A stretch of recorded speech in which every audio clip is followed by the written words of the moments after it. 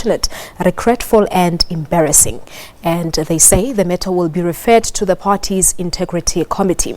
Mazibuko has since apologized, but to take this matter further, we have in studio now Gauteng ANC Provincial Secretary Khawe. Good afternoon to you. Thank you so much for coming through. And afternoon to the viewers at home. Let's just get really your remarks on the entire voice note.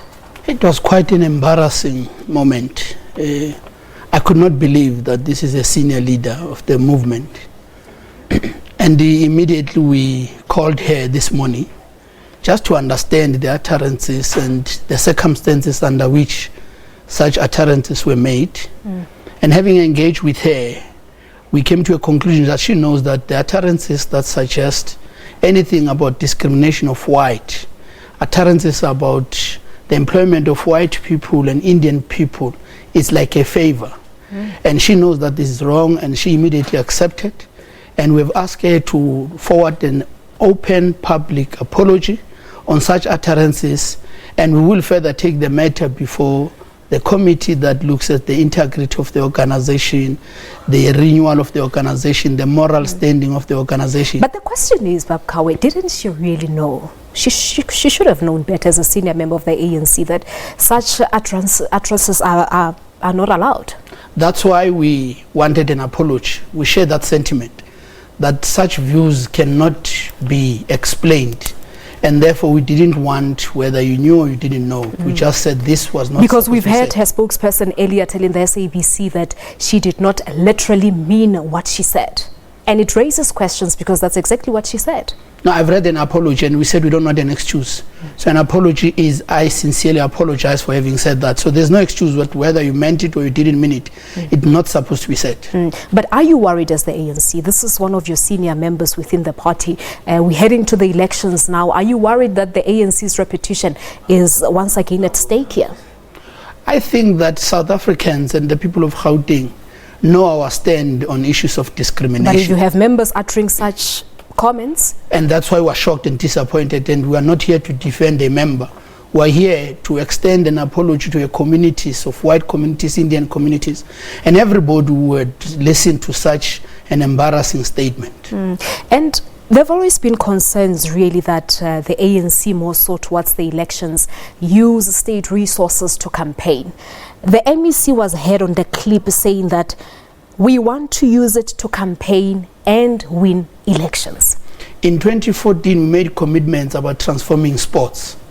We made commitment that the children in townships should have access to sporting code, should have access to sporting codes like tennis, like netball that are not in the townships.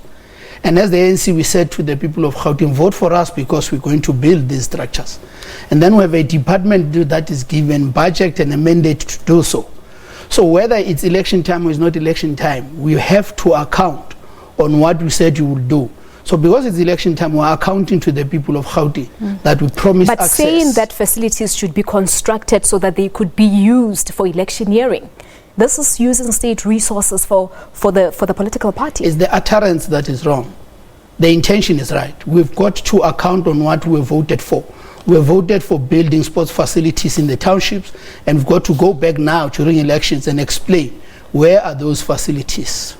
And really, part of what is also worrying, it's not just what is regarded as racist comments by many people, but instructing officials to flout procurement procedures.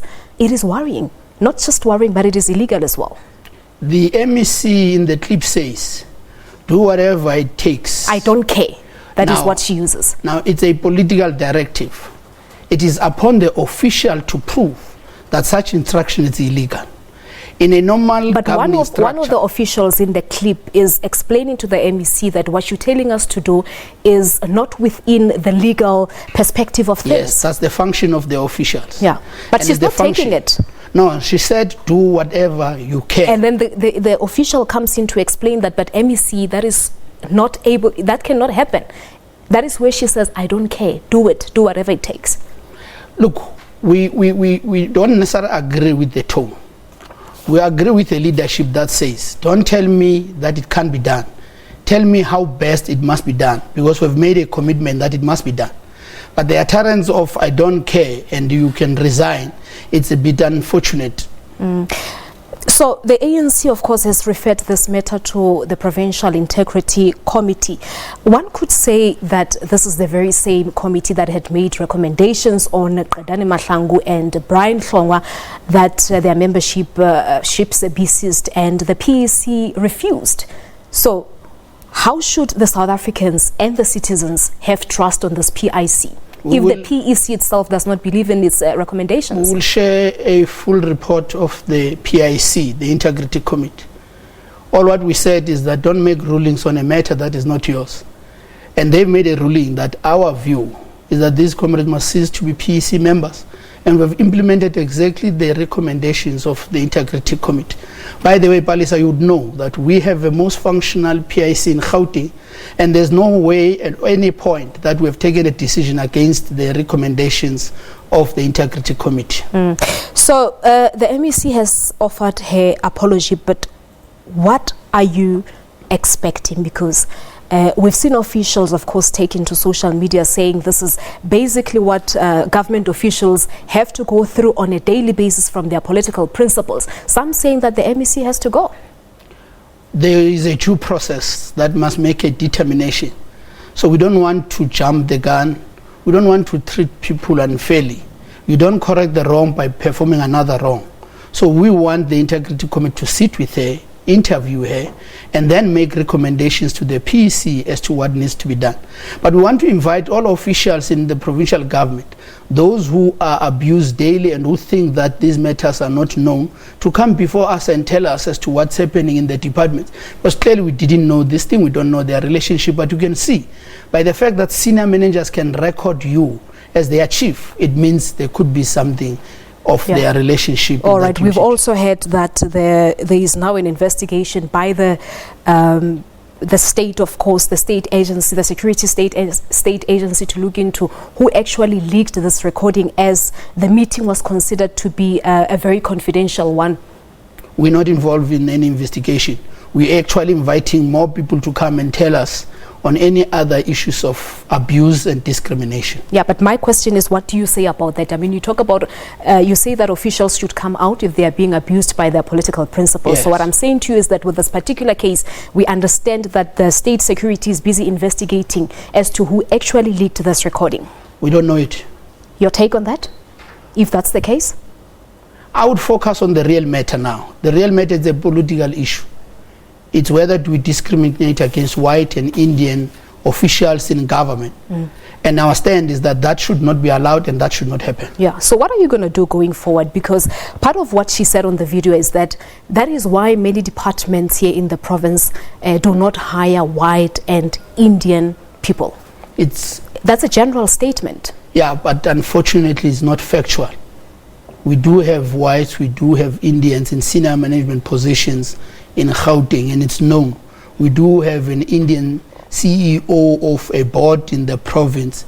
So it's factually incorrect to make a view that we don't hire white and Indian women. You can go and do your own research. You'll find them. They're there.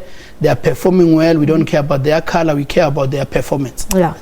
So how urgent is this matter to the ANC? Do we know when the Integrity Commission will take this matter head on? Our internal procedure is that once I've written a letter to the Integrity Committee, after 7 days they must issue out a So have you written that letter? Yes, I've written that letter. All right. Unfortunately, I had to leave door to door in Thokoza just to go to office and write a letter and to come here for this interview. Thank you so much for coming through. We really appreciate your time. Thank you very much. All right. Jacob Khawe is Gauteng Provincial ANC Secretary, of course, giving the side of the story over the ruling party in relation to this particular voice recording that we're discussing of MEC Faith Mazibuko. I know that we're continuing with the story, Peter.